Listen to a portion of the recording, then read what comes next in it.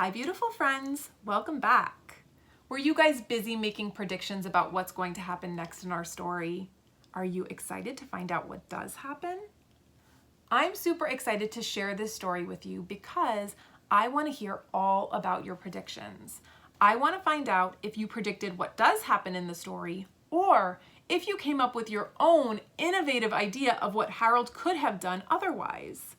I want to hear your prediction and then find out if it matches or is the same as what happens in the story, or if it's different. Because maybe you guys came up with another solution that Harold didn't think of. I find that so interesting and I love hearing your ideas. So if you guys remember, we are working on making predictions, and predictions are guesses about what will happen next. When we make a prediction in a story, we say what we think might happen, or we say what could happen in the story before we find out what does happen to the story. We say it before we read it. And we learned two strategies for making predictions in a story. The first strategy is to listen very carefully to the details in the story, because when we find out about the characters, the setting, and the problems of the story, we know the story better, so we know what could happen. Right? When we know about Harold and how Harold acts, we're better able to predict or guess what he's going to do. The second strategy that we can use is by finding similarities between what happens in the book and what's happened in our lives.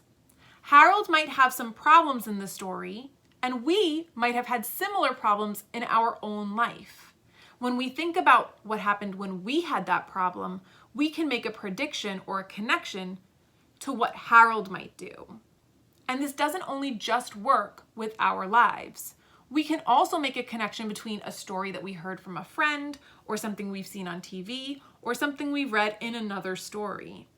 When we compare the experiences that Harold has to those things, we can come up with a prediction that might work for Harold. So let's get started. We're reading the story Harold and the Purple Crayon by Crockett Johnson. And in this story, this little boy Harold has a purple crayon and he uses it to solve some problems. Harold wanted to take a walk in the moonlight, but he had two problems. He didn't have a moon for moonlight and he didn't have a place to walk. So he solved his problem by drawing. He drew the moon and he drew the path. Later, Harold has another problem. He draws a tree and he realizes that the apples will be super delicious and that somebody might try to eat them. So I predicted that Harold would draw a fence. I made that prediction because at other parts in the book, Harold had used his crayon to solve problems. So I thought that Harold would use his crayon to solve the problem by drawing a fence. My prediction was correct in that Harold does draw, but he drew something different. I like my idea, but I also like Harold's idea. Both ideas would have worked. But if you guys remember, we paused when Harold was shaking and he accidentally drew an ocean. And I wondered what you guys think Harold should have done. What is your prediction? What does Harold do when he falls into the ocean? I hear some good ideas. Who thinks he's going to get some floaties for his arms so he doesn't drown? Who thinks he's going to get a boat? What does he draw? Maybe he could ride on a dolphin.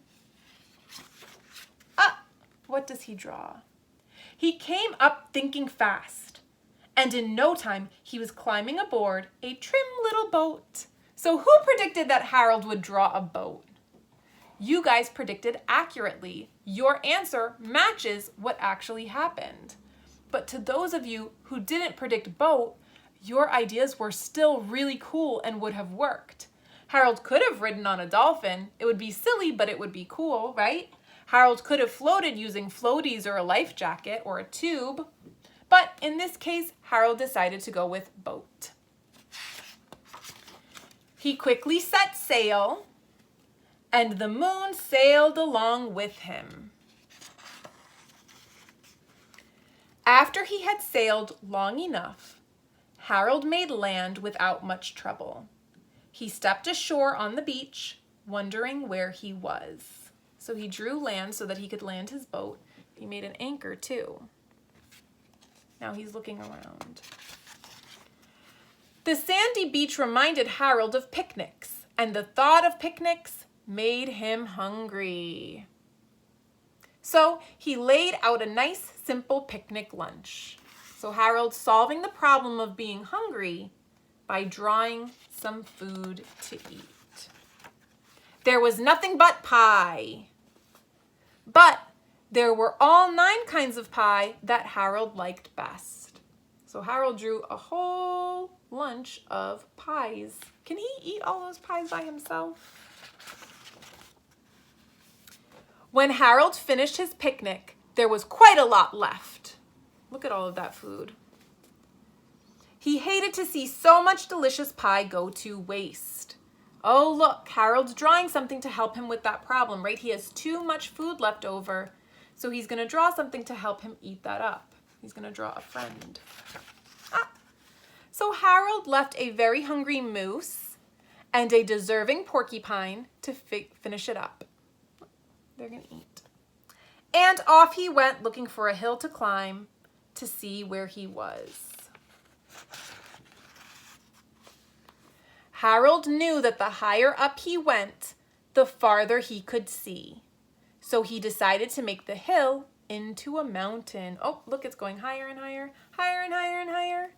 If he went high enough, he thought, he could see the window of his bedroom. Look, he's climbing so high. He was tired, and he felt he ought to be getting to bed. He hoped he could see his bedroom window from the top of the mountain. He's up the top, he's looking. But as he looked down over the other side, he slipped. And there wasn't any other side of the mountain. He was falling in thin air. Oh no, Harold is having a huge problem. He's falling off the side of the mountain and he didn't draw anything over here. So he's going to keep falling and falling and falling. How would you solve this problem? I would like for you guys to make a prediction about what's going to happen next.